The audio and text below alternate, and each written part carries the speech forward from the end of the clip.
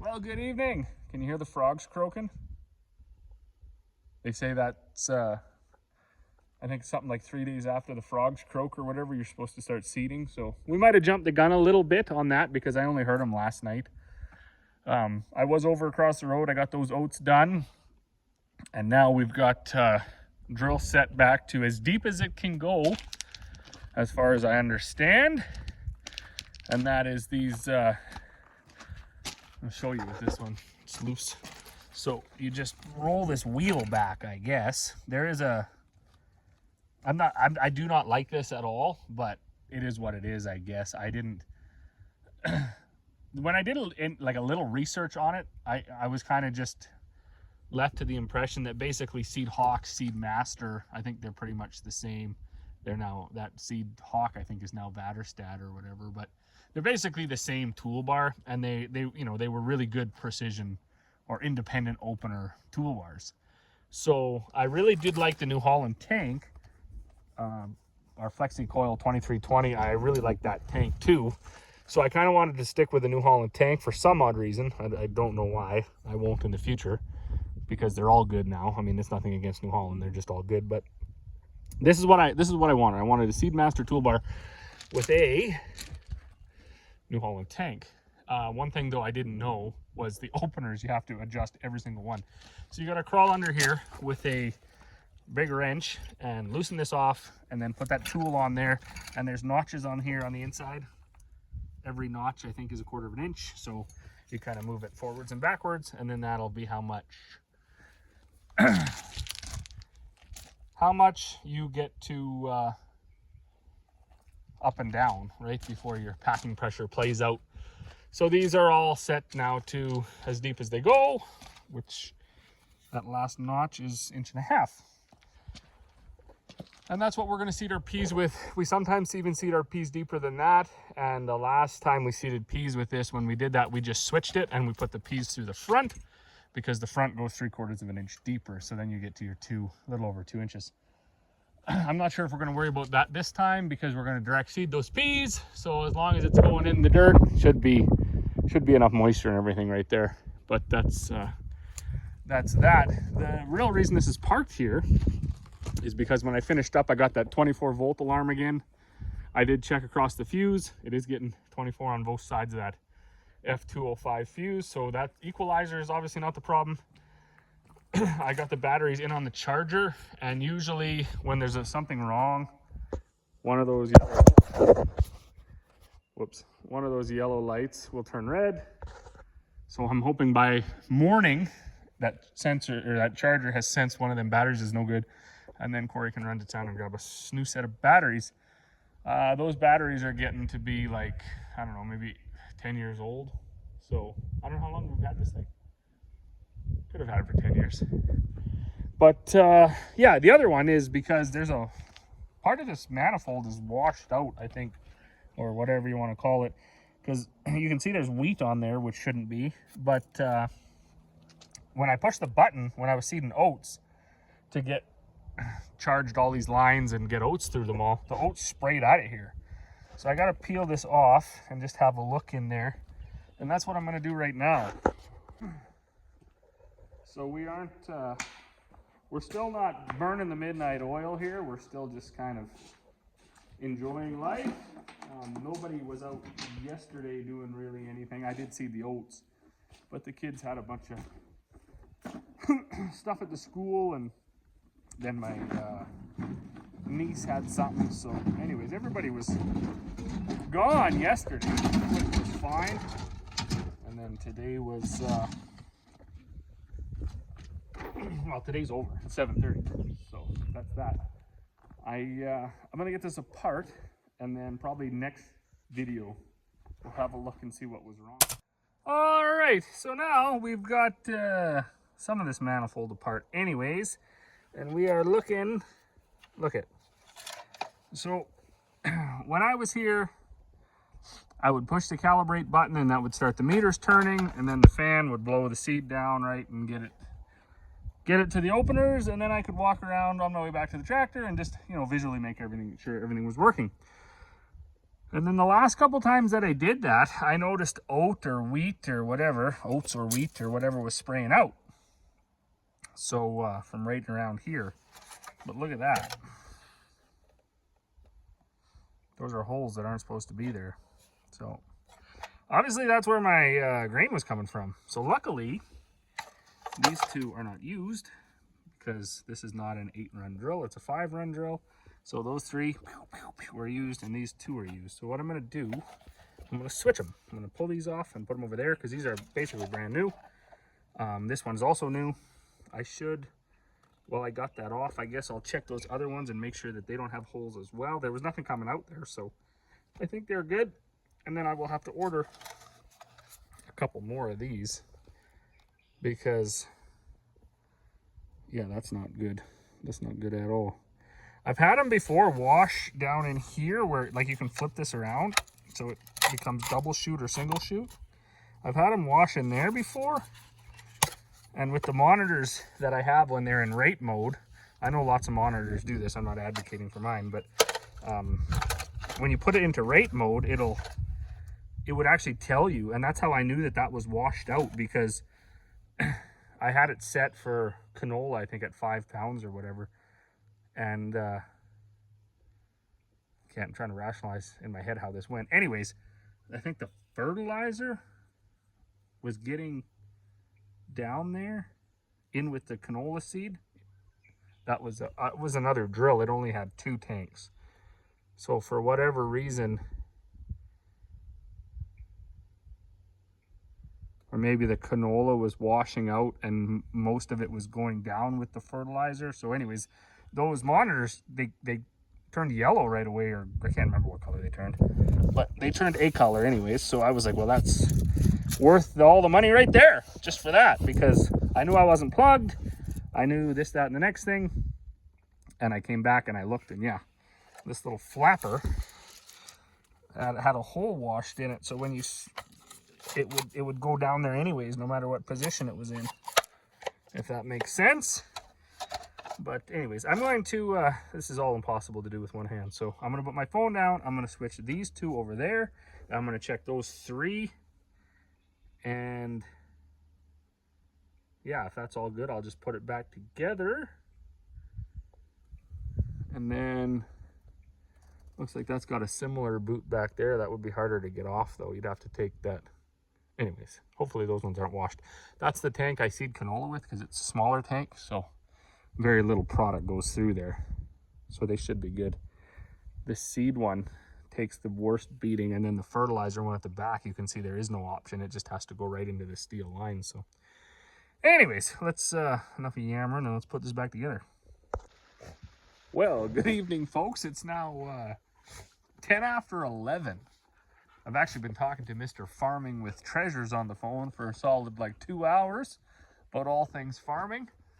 And now that it is pitch black to the west, no, I guess that's east, and a little bit bright to the northwest, the moon. Anyways, I think it's time to shut her down for the evening. So we will head to the house and see what tomorrow brings. Well, good morning. So I was successful last night getting my manifold parts swapped out on that cart, and now I got these batteries were on the charger.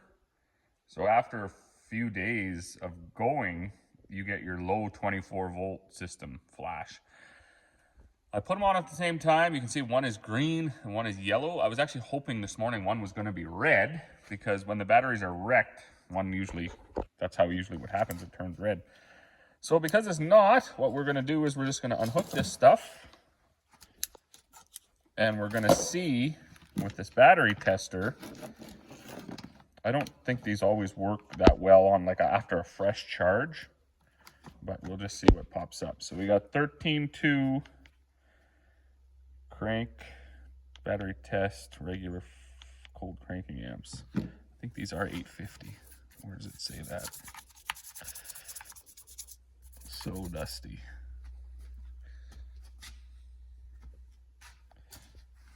Just a minute.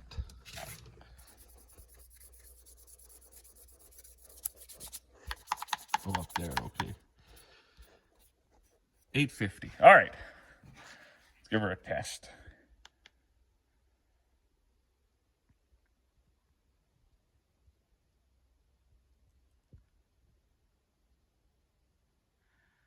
Charge 100, health 86. On this one,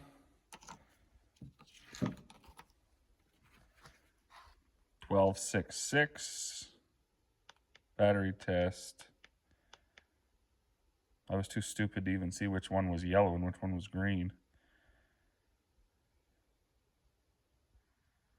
Ooh, look at that. Okay, so we're gonna send somebody to town for one battery because this one was on the charger the same amount of time and it says it's not good. So I'm gonna trust this guy. That's why I bought it. And we will replace it. Well, good evening. We're smashing yellow peas into the ground. I got what do I got here, Doc? I got 140 acres done on this corridor, so not a whole bunch left to do. I am gonna have to stop and throw a bit more seed into the tank to finish. But should have enough fertilizer. The seeding, I think, is 190 pounds.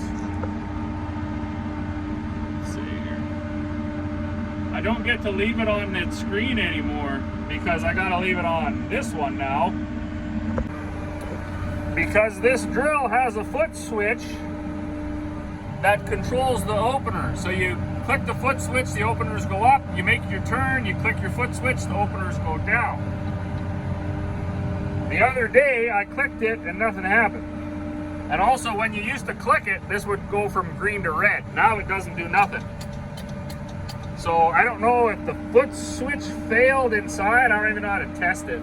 But I'm gonna have to look at that. Although the other day, I don't really care about it. I was just lucky that I'm a little bit tech savvy. So when that happened, I was like, oh man, there's gotta be a way to override it. So I went into settings, and right down here, you can change what style master switch you have. There's like 4 options. So I'm just using the on-screen one. So now, makes your turning even more tricky. You gotta shut it off, and then push the button, and then make your turn, and then push the button, start your GPS again, and then flip the button back on.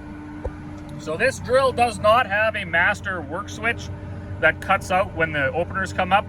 I can put one on, it's no big deal. I don't want to. I actually prefer it this way. And before any of you guys that are running brand new stuff get on and be like, well, you know what, I get it. A new drill though is worth like $700,000-800,000. I'm not gonna go ahead and start adapting a bunch of stuff to it.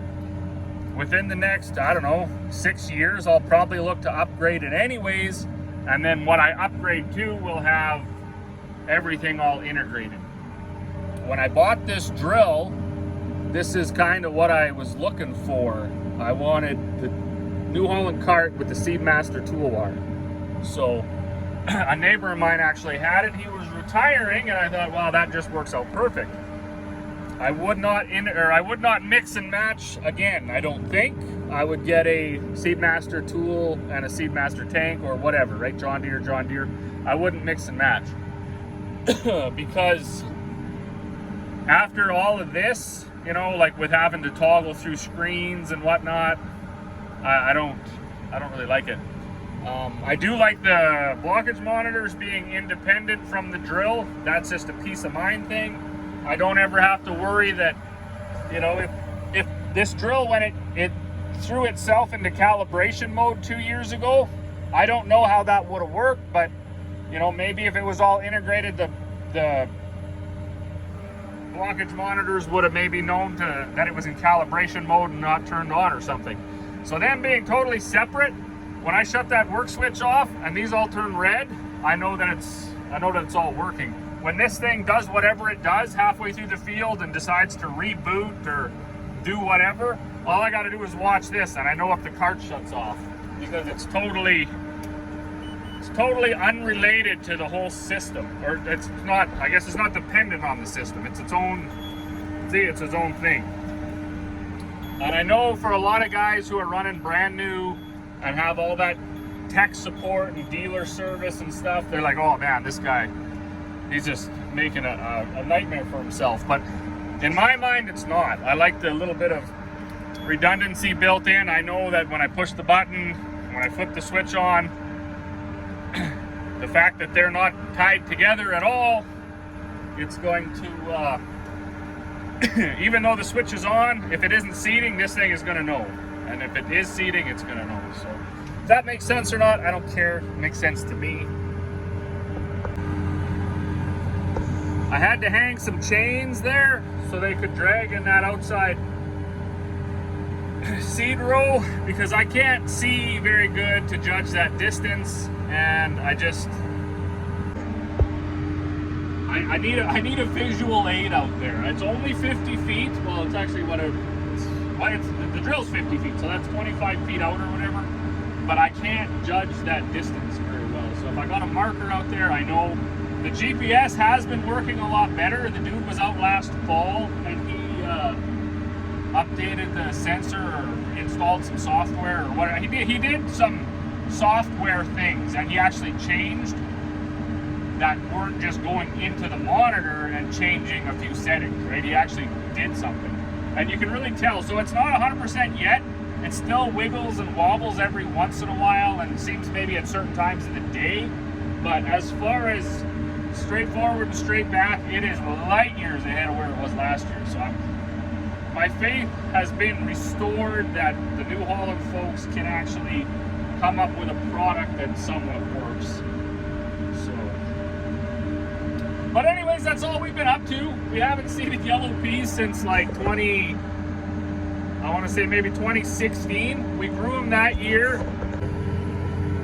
We started swathing in, I don't know, towards the end of August, and it started to rain in September, and it rained for like 2.5 weeks, and they laid in that swath. So by the time we got back to them, we had, I think, 320 acres that year. We combined about 160 of those acres, and they were all sprouted, so they all just made feed. And the other ones we worked up in the winter, or in the spring, I mean. We left all our greens out that year. It was a bad year. So hopefully we don't have that repeat itself with another attempt at the yellows, but we were starting to have such bad luck with our greens. And in fact, the gentleman that I bought this drill from, he said the same thing. Every year he was growing the greens, it seemed that the yield and stuff started to go down. So we got some land here that hasn't had peas in quite a long time. We got a different variety of peas, so we're gonna see here if we can get back to raising a decent pea crop. It's in here. Jump. But anyways, you haven't missed much. I did rebuild parts of that manifold last night before I shut her down finally. That went well. That's all working now, no air leaks. I got the right rollers in there. I seeded the first tank out here with that spiral roller. That was, I think, too hard and probably too big. It wasn't doing a good job. So that's all been remedied. I think at the end of the field here, I'm going to throw the rest of the seed in the tank. I'm going to finish out my last, I don't know, I got to get to that power pole there. So it's about 1, 2, 3, 4, 5, 6, maybe 3 rounds left. And we will be done for the evening. It'll be time to go for supper. So as always, thanks for watching, and we will see you all on the next one.